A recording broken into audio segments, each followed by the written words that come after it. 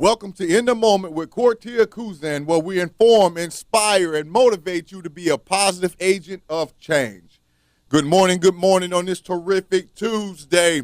So happy all of you are tuning in or out there in the listening audience. Hey, look, it's been dynamic thus far on this week. And look, today I'm just excited to be in the house to be able to share with you today. And I really thank God for what he's doing on this miraculous year of a great harvest that we're in. And as I said on this terrific Tuesday, you know, we're here today as each and every day to definitely inform, inspire, and motivate each and every one of you to be a positive agent of change. And so many of us really don't think that we can be that positive agent of change because of possibly past things that have happened in our lives, or it may be things that we repeat in our lives. It seems like over and over and over again. And you look, I'm going to go ahead and give that phone number out right now for you to call in with your questions or comments at the local number 318-484-2500 or toll free at 877-464-2500. And definitely reach out and follow us all across social media at In the Moment with Kortia Kuzan and on our website at InTheMomentWithKortiaKuzan.com. And definitely subject matter we're going to be going and addressing today, simply because we were addressing and talking about things that came from our past that may actually be, well, kind of attacking us right now at this present point in our lives. We're going to be talking about tips for dealing with regret. And, you know, just joining us on the microphone is the illustrious and outstanding Jennifer Kuzan, my queen, my wife. Good morning, everybody. How are you this morning? Amen, amen, amen. And look, tips for, dealing with regrets, all right? I mean, and a lot of us, I don't care who you are. I don't care how small you are or how large you are or how big you think you are on the so-called totem pole out there, okay? You know, what social status that you are at, whether you choose to admit it or not to admit it. But every single person to some degree will have a bout with dealing with regrets. I mean, it just happens. I mean, That's it really true. just happens. Very true. And I mean, it's really almost a normal experience that we go through. I mean, it could be some type of a large regret that you have in your life. Yeah. Some small type of regret. But I mean, it's a regret you have to realize it's something that really is like your emotions. It's going to be like a wave of the sea. You're going to go up, you're going to go down. But, depending upon where you want to be at is whether you're going to stay up or whether you're going to stay down.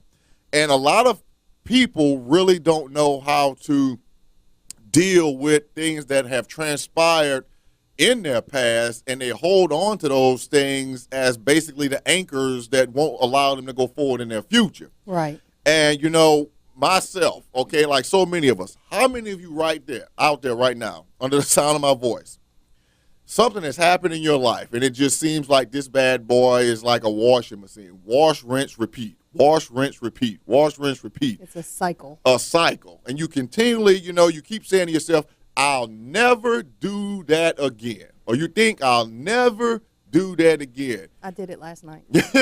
She said I did it last night.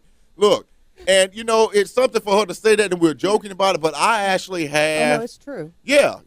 And myself, like I said, we're keeping it real with you. We're going to keep it real with you. God has had something to me. He spoke to my wife about this, and he's let me know about this, and it's like almost time sensitive. Let me just put it's almost like it's time sensitive, okay, about certain things that I need to go ahead and get done, things that he put in my spirit to do for someone, things that, I need to be doing as far as like for myself. Well, that's that stay on task thing we were talking about. Yeah, and that is like regret. It really, really is. It really, really is. Because, look, like I said, I had to actually, because, I had a weight or whatever that I got on me this morning, and I had to actually separate myself. And a lot of you thinking, whew, man, you make time for prayer. Look, there's never a bad time or a good time for prayer. Prayer just needs to be done when prayer needs to be done, period. That's right. Okay? And I got out, Lord, 4 something this morning, and I'm walking outside, all right, walking around.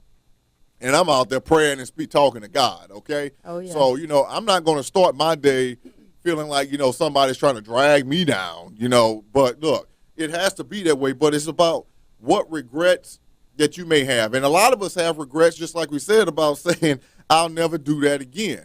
And my wife just said, well, it just happened to her last night. Well, it's just something that a lot of us just battle with every single day. You're not going to ask me to share my experience? Oh, well, look, a lot of times you want to just keep that hush, hush. So what is your experience on that? I ate another piece of cake last night. Oh, my Lord. Here we go. That cake was good. Here we go. All the women out there listening right now, yeah, girl, I hear you. They just don't know our pain, that dessert thing. God knows. But you got to know the background on it, though. Yeah. Because about a year ago, almost a year ago, 3 weeks short of a year now, I had changed the way I was eating so I could lose weight. Yes. And so I have tried all the way up to Thanksgiving. I did wonderful. And, Thanksgiving hit, and I don't know, it's just kind of been a up and down road since then. Mm-hmm. And I keep saying, no, I'm not going to eat any cake. And, yeah, I made a cake this weekend. Yeah. And look, it was like Custer's last stand with that cake. She surrounded that cake and went in for a full-blown attack. and we have a joke in our house that because I've kind of been on a low carb, no carb diet, and I've taken a lot of recipes from keto. So when I say, when people ask what I've been doing, I tell them keto. And so the kids thought, the older kids, said, oh, we're going to do it. We're going to get on there with you because you're losing weight and we want to jump on this train. Well, so when they would cheat, we called it Weedo. And I'm sure last week or the week before, y'all heard me say Weedo over the radio. But that's what I was referring to was you eat low carb one meal, you eat high carb the next. You eat low carb one meal, high carb the next. So, yeah, that's where my regret lies is, I probably eaten more than half of that cake that I made this weekend.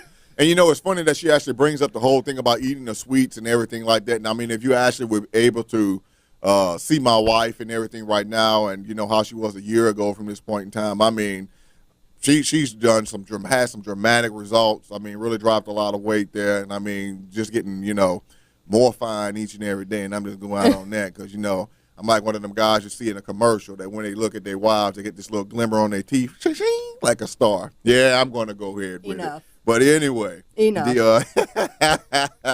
But definitely a lot of people in that particular area, okay, look, they're really in that particular area. A lot of people do have, I'll never do that again type of thought when it comes to, their weight. I would actually have to say that has to be the biggest category for people with regrets. Yeah. Okay. Well, there are a lot of people who, over the years, have not paid attention to what they ate.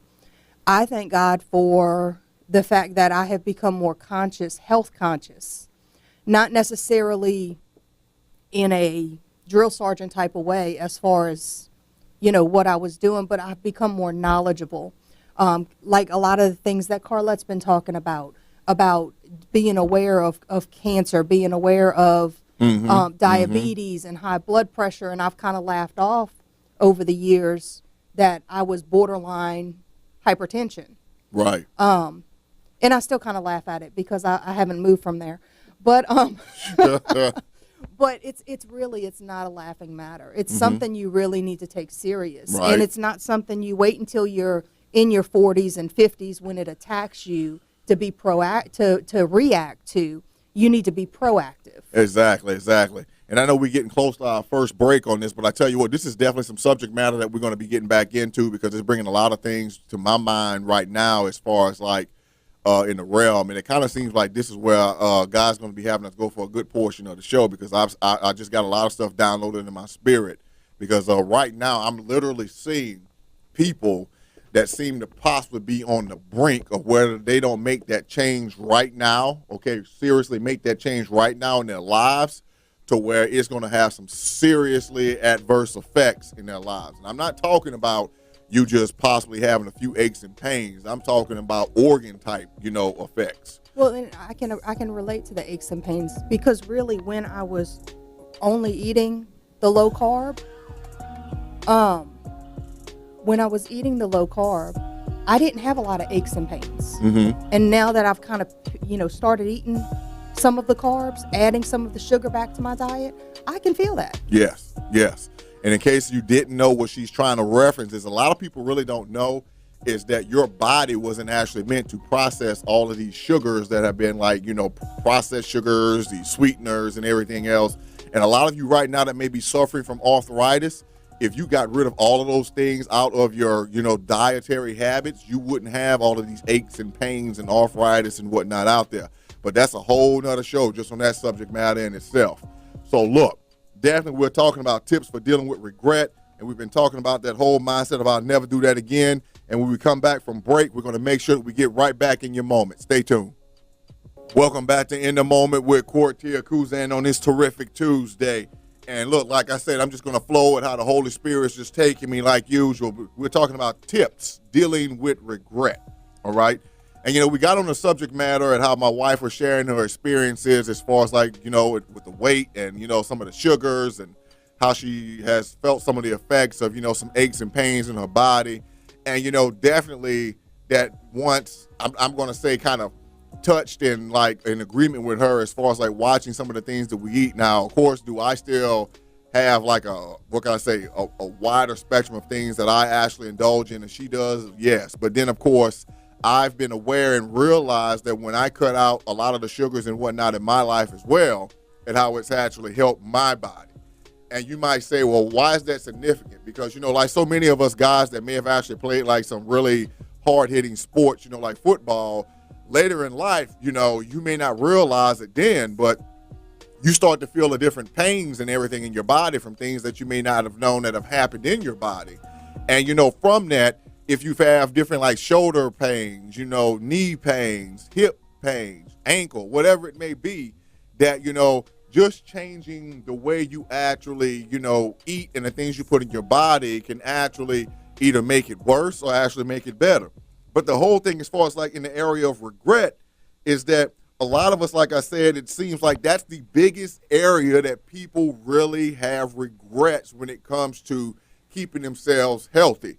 I've been guilty, like I said, going to be real with each and every one of you.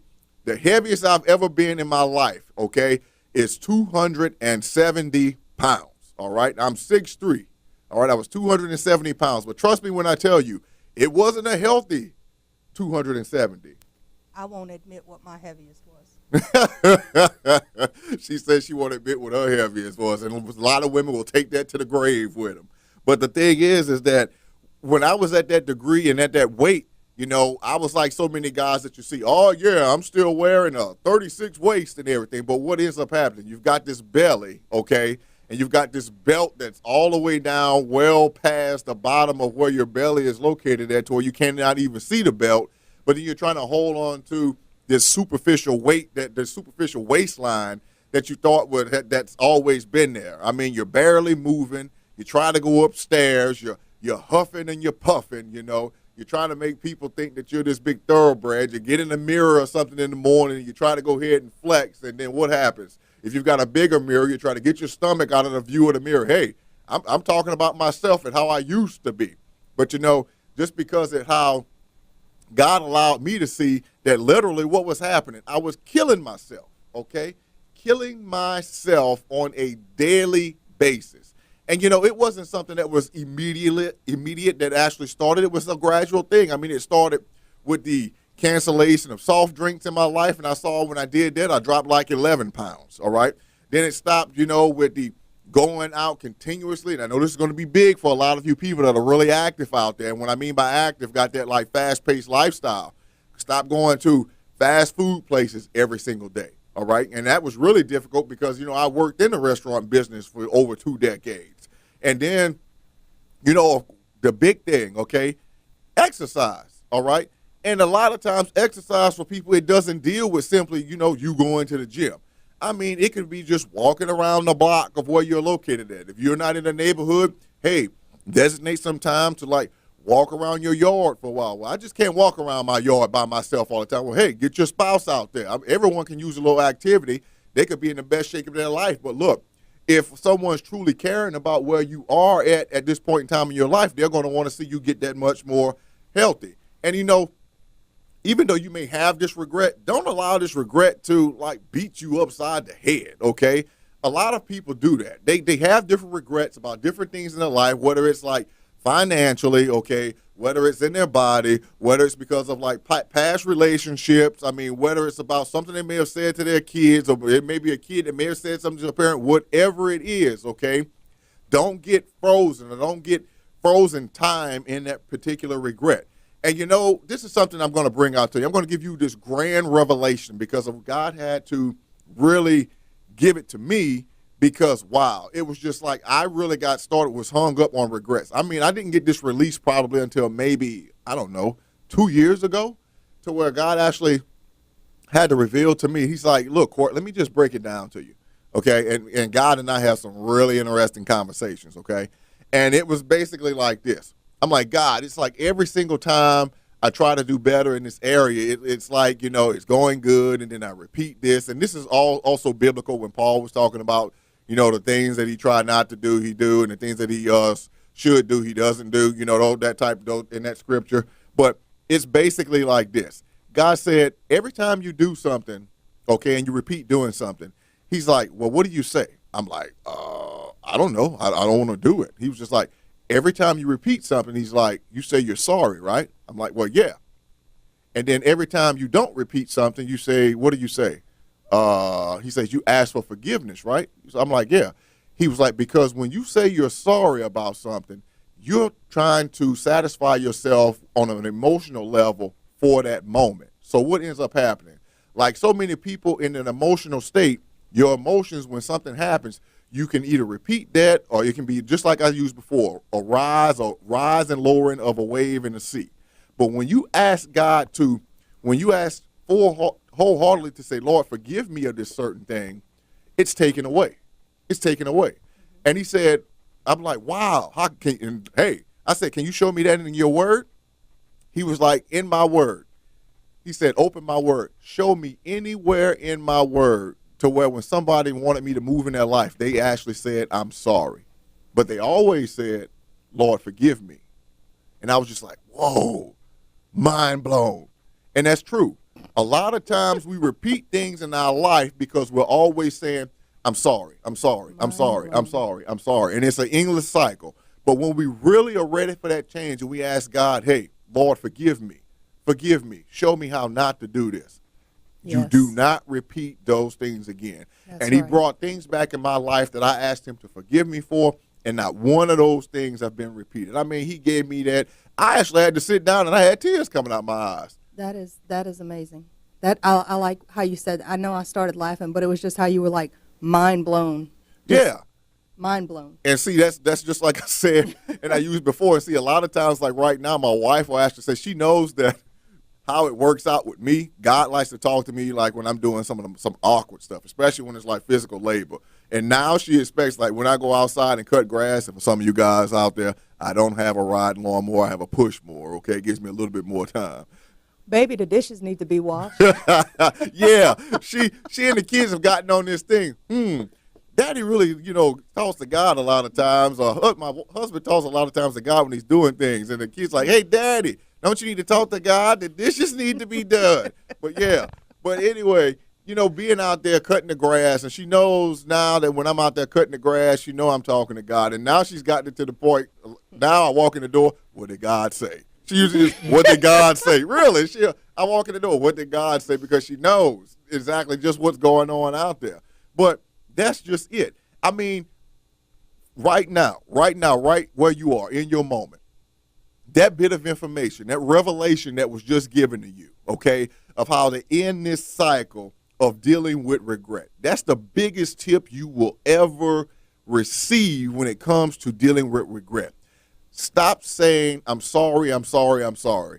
That thing if you look at it, okay, really, if you look at it, when it's somebody in an abusive relationship, it's somebody that's trying to get off an addiction, it's somebody that just seems like they can't keep a job. No matter what it is, you always see these people repeating what?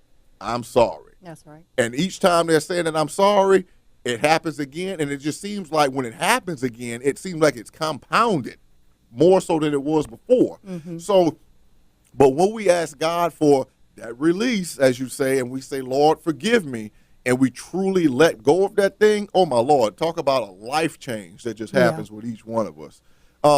And, you know, like I said, we need to, in acknowledging these things that are happening in our life, we don't need to get stuck in that particular feeling. Acknowledge the feeling, okay, but don't let the negative emotion that came from it just really, you know, overshadow you, okay? Right. Don't allow that big, you know, dark cloud to go over your head. I forgot what years ago, and a lot of people could relate to this, but there was this cartoon, let's just say an old Bugs Bunny cartoon, okay? Mm-hmm. And you know how when someone had like the doom and gloom, this rain cloud would pop over their head, okay? And they would just go around and this cloud would just rain on them, all right? Well, guess what?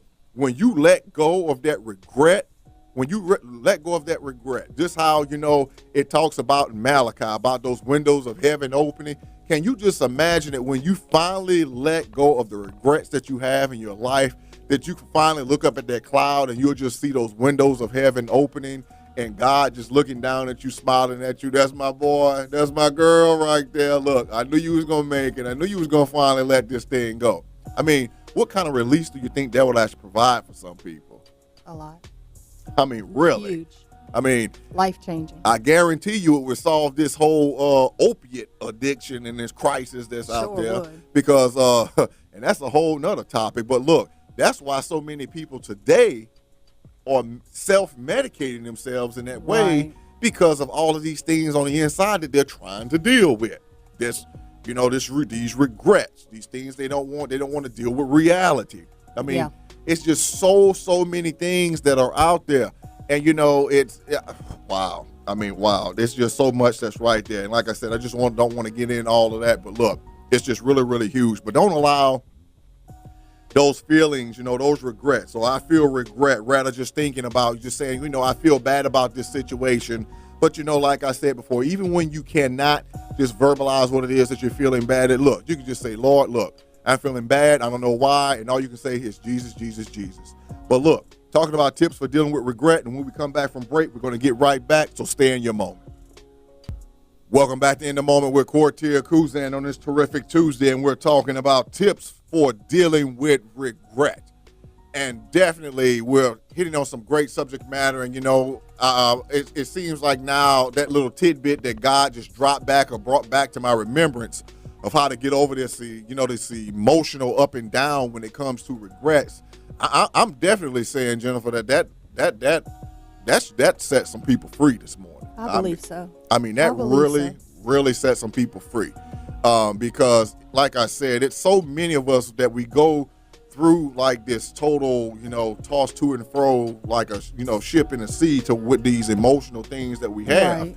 And, you know, right now, and I have no idea, this just popped in my spirit as well. I mean, as far as like right now, a lot of us, okay, somebody right now, okay, under the sound of my voice, somebody right now, you are still holding on to these regrets of holding on to this pain on the inside of you of when you were young, somebody abused you. Somebody is holding on to that. And I mean, right now, you're on the point of just breaking down tearfully because you have been holding on to this for years about this thing, some kind of way, this is my fault. And the thing that really has made you think it's your fault is because when you tried to bring it to somebody that you thought was going to help you out with it, they covered it up. They really covered it up. So look, this is your time right now for you to just tell God, Lord, I give it all to you. Just get released from that, okay? So and once you let that thing go, every single thing that's in your life that's been hindered is just going to start breaking loose. Because I tell you what, it's the thing right now that's literally, to say holding you down is just an understatement, okay? It's literally causing you not to live life to the fullest. It's causing you to not actually, get closer to other individuals because you're always under the mindset of right now and you're always looking for how somebody is going to hurt you, okay? It may be affecting your marriage if you're married. It may be affecting a relationship with kids. Whatever it is, let it go, okay? Let it go. And like I say, I don't know who that's for, but it dropped in my spirit, so it was right then and right now for somebody. Just let it go, okay? Just ask God to just go ahead and intercede, release it to him, and don't let the enemy beat you down or beat you up with that anymore. It's not your fault. It's not your fault. You shouldn't be here having regret. It is not your fault. All right. So definitely acknowledging what you're feeling, and it goes right into what we were just saying, okay? And you know, there is no, you're not going to have what we call a perfect time in life. There is no such thing as, I've never seen it, at least this perfect time or this perfect season for everything just to line up perfectly before you. It never will. Before you move forward and you go into things. You'll be waiting forever. Oh man, look, people. How many times, you know, before people, like right now as you're listening to us and God's urging you to get out there and tap into that seed of greatness, that blessing that's on the inside of you, to be that positive agent of change. And we'll say, okay, Lord, okay, I know I'm going to do this when the finances get better, you know, my health condition gets better, my marriage gets better. When things slow down. When the kids move, or everybody, they get grown and they get out of the household and blah, blah, blah, blah, blah, blah. And I mean, you've got this list that's so long, you ran out of paper and you ran in the bathroom and got the tissue paper and started writing on it, you know, just to make excuses why you are not doing what God has called you to do. And I mean, you might, and the biggest thing, I'm not qualified. Who says that? Oh my Lord. I mean, so, look, and for those of you that are being possibly real with yourself, more of us say that right now internally than externally. Yep. And then each and every time when we see people that have been, I guess maybe in our circles or people that we know, and how God's working through them and they're moving ahead, you start feeling the weight of that regret of, man, here it came, the old little song. Shoulda, coulda, woulda, shoulda, coulda, woulda. Oh, shoulda, coulda, woulda. I mean, that's like one of the top 10 hits that go around the world every day. Shoulda, coulda, woulda. Shoulda, coulda, woulda. And, you know, we hold on to that. And while we're trying to beat ourselves down with whatever regrets, I mean, you hear that going in the background, you know, what they call it, that old country song. Shoulda, coulda, woulda, if my dog wouldn't have died. Shoulda, coulda, woulda, if my truck wouldn't have broke down. Whatever it is, those shoulda, coulda, wouldas that are actually out there. We got the point. I just wanted to make sure. Please don't drive it home anymore. You do not need to be singing across the line. What? You heard me? That's a good classic country. All I need to do is start crying. I'll be a top 10 hit or whatever. I'll be crying on this floor. Amen. Amen. But look, don't let, you know, you're dealing with regret to just stop your growth. And what I mean by this, you really need to believe in yourself. And what do I mean by that? Believe that you have the capacity to actually grow. Okay. Right. And a lot of us, we're in this world today, and we think that everything needs to be just like right now, instantaneous. It's almost as a microwave world. It's almost like you want your life to be like like when you throw that bag of popcorn in the microwave, and by the time the popcorn is finished popping, ooh, there's my breakthrough. Thank you, Lord. Thank you, Lord. And you want to do your little dance or whatever in the floor. Yeah, I'm doing another little thing right now just because I can really visualize. Yeah, you see it? Look at that. Chair. Look at that dance right there. Look. Doing that little dance right before the popcorn gets done. And that's how so many people, you know, look at their lives today. They want it to just be instantaneous, okay, no effort whatsoever. Either, you know, they've had so many people that I've actually come into contact with. They share these great and glorious ideas. They say, look what the Lord has spoken to me. So immediately my response is, amen. What are you doing to go ahead and do your part? Well, what do you mean? Okay, if God gave it to you, did you ask God what your part is? I know God is faithful, but we still have work to do. Our work to do. And then when you start talking about that work, well, can you help me with that? I am helping you. I'm confirming what God said for you to go ahead and do it. That was my part, so go ahead and do it. Well, can you get me started? Well, God gave you that vision. God didn't give me that vision. It's up for you to seek. Exactly. And so many of us right now, when God gives us something, we're being real. And like I said, I went through this years ago. We really think that as long as we share the vision that God is giving us, that we share it with someone, that they should just grab a hold of that thing and say, hey, let me help you. As a matter of fact, let me just grab it and run with it for a while, and you can jump on board the bandwagon after we actually get the foundation and everything laid for it. But you know something? That's just a self-deception and everything that we actually have. And the thing with that is that when you believe in your own capacity to grow, you start to just totally destroy some of those regrets that you ever had. And one of the biggest regrets, as far as like I know with a lot of men out there, I had this before, is that I know a lot of us were raised under the mindset, you got to work, you got to do this, you got to be a provider, you got to turn around, look, 5, 10, 15 years, turn around. And, you know, just like I use this example, well, I never used this example over the air here, but I told my wife many a times, I remember, you know, out of all my kids, my middle daughter, okay, my second daughter, and how I remember her being in like the little car carrier and everything. And the next day I remember getting up, going from work, and she came walking down the hallway with a bowl in her hand and a spoon or something, eating cereal. And I was just like, when did you start walking? Literally. That's exactly how it was. I was working so much, I have no mental recollection of her getting out of the car seat and walking, if that tells you anything. And so many of us have different regrets as far as like missing different things in our kids. But if we allow those things to just, like I said, beat us in the head, it's going to stop us from going further in life, you know, to actually grow and to go into the, you know, well, the full spectrum of what God has in store for us. But look, it's all about just a course correction. Just acknowledge that, look, that was a season. That's right. Okay, that was a season.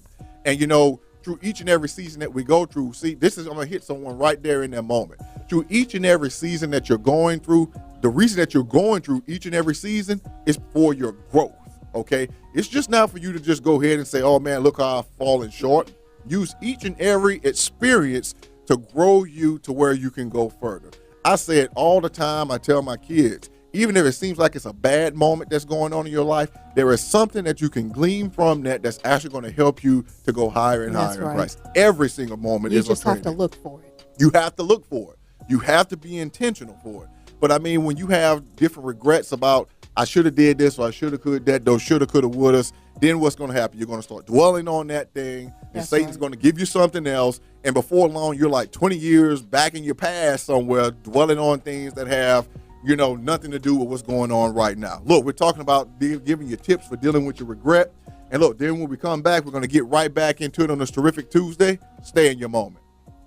Welcome back to In the Moment with Kortia Kuzan. Terrific Tuesday, and we're talking about tips for dealing with regret. And look, we're talking about believing in yourself or believing in your capacity to grow before we went to break. And, you know, in that we definitely need to, in our growth process, we need to actually, you know, look for the little things to help us out, the little life hacks, as you'd want to say. And I mean, one of the best life hacks, as you'd want to say, to actually help us in dealing with regrets is, you know, our thought processes. And I would actually say think about this. Just think about this. God gave me this right before we came back on the air. Think about if something's going really good in your life, okay? It's going really good. And I'm just using me and my wife for an example. Say like as far as like in talking about myself specifically.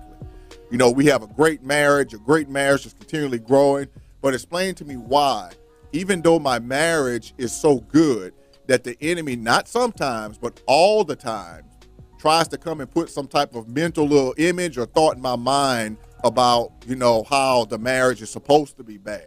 I mean, and it's not even anything that's factual. It's not anything that's even happened, but it just seems like in every area of where you have like some positive growth, the enemy tries to plant some type of seed, you know, in our minds to actually get us to try to grab hold of that thing, you know, to try to like, well, just chump it up. Throw dissension in there. Exactly.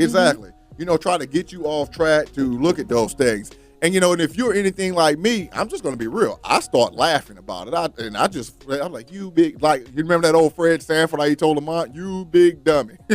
So that's what I tell him. That's it. I really do. That's what I actually tell him. I'm like, you really going to try to come at me with something like this, okay?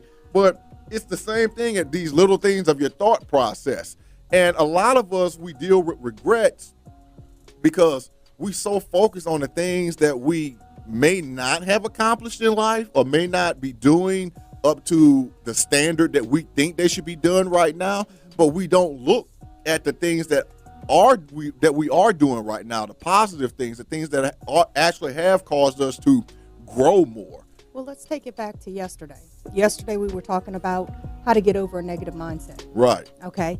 So a lot of us like to hold on to our negative mindset. It's our comfort zone. True. Okay. And we need to make a conscious decision, one that we say we're not going to stay there anymore. Mm-hmm. And because it's our comfort zone, a lot of us are afraid. Maybe afraid's not the right word, but we just don't want to let it go. It breaks our normal. It breaks our normal. It breaks our normal. And, so many of us, like she said, it's that you get into, I've said before, and like I said, my wife and I, we minister to, men and women, different couples, and, so on and so forth. And, it's amazing. And some of you under the sound of my voice, this might be catching you right now in your moment. We could have so much misery, heartache, pain, frustration, be downtrodden, whatever it may be. And it's what drives us. Yeah, that's been going on in our life, and it's our normal. And just like she said, it literally drives some people. And then when you talk about getting the things that would cause them physical pain, emotional pain, spiritual pain, whatever it is, mental pain, and you talk about getting rid of those things, it's like you're trying to just take everything of, that makes them up away from them. Right. And you get this look almost of like horror. I mean, it's what I need. It's what I know. I can't let this go. This is what I know. And then when you try to talk to them about the great things that you see on the inside of them, and then when they actually start to get this little, what can I say, glimmer of hope, that's when the enemy always tries to come in and starts trying to throw all of that stuff back on them. That's right. Know?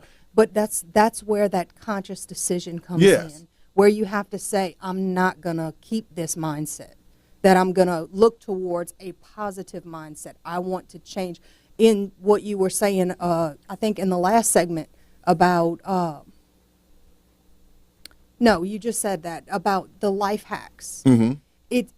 You have to make a decision to change your behaviors. Exactly. Or your thought processes. It has to be something within you that says, okay, I have had enough and I need to change this. And I mean, it could be like simplistic little things. Like we're talking about little life hacks to help you change different things. And some of you get up in the mornings and I mean, you're tired. I mean, you're dragging. And I'm talking about, and you look like you're drinking an entire pot of coffee or whatever it is that you're doing, energy drinks, whatever it is, and you just you're not able to get moving. But what may happen as far as like doing one little change in your life, and you're like, okay, I'm not going to stay up tonight all the way till like 11, 12 o'clock watching television or surfing social media or whatever it is out there that you're doing. And, you just decide to go to bed early. Well, I try to do that, and it just doesn't work out. Well, I give you this. Why not actually decide to, something, set this little alarm on the cell phone, since you're on there all the time anyway. Set the little alarm on the cell phone. Actually get into bed at about 9, okay? Lay in your bed with the lights off, and you're like, well, I just can't lay there. Well, guess what? Why don't you talk to God? You will be amazed at how that peace will start to overshadow you, and you'll actually be able to get that sleep, get that restful slumber. And you know how God had to use my wife because my mind, if it just gets this thought in it, it races like 1,000 miles an hour, right? And she actually had said, just to say, just like Jesus said to the storm, peace, be still. Peace, be still.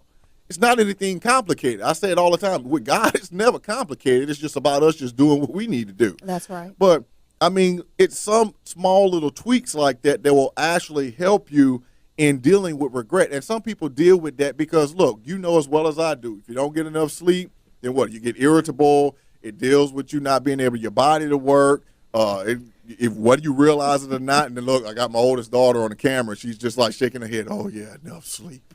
Yeah. 4 o'clock in the morning. But anyway, it transfers over to so many different areas of your life, and ultimately you're not as productive as you need to be for that day. But then, of course, you need to actually give yourself, for any type of regrets that you may have had, wherever you're at in life right now, give yourself time to actually absorb those feelings, absorb those emotions, okay? Really analyze them for what they really are, okay? Yeah. Be conscious of them. Yeah, definitely be conscious of them. I mean, don't allow these things to shift you, to drive you in making your decisions in life, all right? And a lot of people out there, unfortunately, are so emotionally driven to where their regrets from being so emotionally driven to where they don't think about past that moment. I mean, Right. we talk about you being in your moment, but you just can't make a decision just based upon a single moment. God's going to show you the moment that you're in, and he's going to show you how to capitalize and change not only that moment, but how that moment is going to reverberate down, for years to come in your life, okay? So that's one of the main key things that we need to really focus on. And then, look, just make sure that you are completely and totally sure that if this is a regret that you're having, let me just put it this way. If this is an actual regret that you're having, okay, are you actually still doing this to cause it to be a regret, or are you still basically just chomping at the bit about something that may have happened in your past? Because those past things, could just be cast away, just like when you ask God, for forgiveness, and he cast those things away into, like they say, the sea of forgiveness, and they're not in his mindset anymore. Should be the same way with you. So if it's something that's in the past, let it go. If it's something that's happened recently, guess what? Same thing applies. We can ask God to go ahead and forgive us of these things and allow the enemy to stop, beating us down about these things. But then, the real takeaway, and let me just ask this, just because you got a takeaway or whatever before we end for the day, as far as like people dealing with these regrets? I think probably the one thing that that I really think is important is that when you realize there's something that you can change, the little life hacks like what you were talking about. The one that really hit me, and a couple of weeks ago we had joked about this, but the thing that got me to the point where I needed to start changing what I ate, start getting a little more exercise. I actually walked across the street one day last summer, and I could not breathe by the time I got to the other side of the street. And, it wasn't a short street. It was, across a couple of parking lots. But that had I never noticed that had happened before. So it was kind of an epiphany for me. And those are the kind of moments that people need to take into account.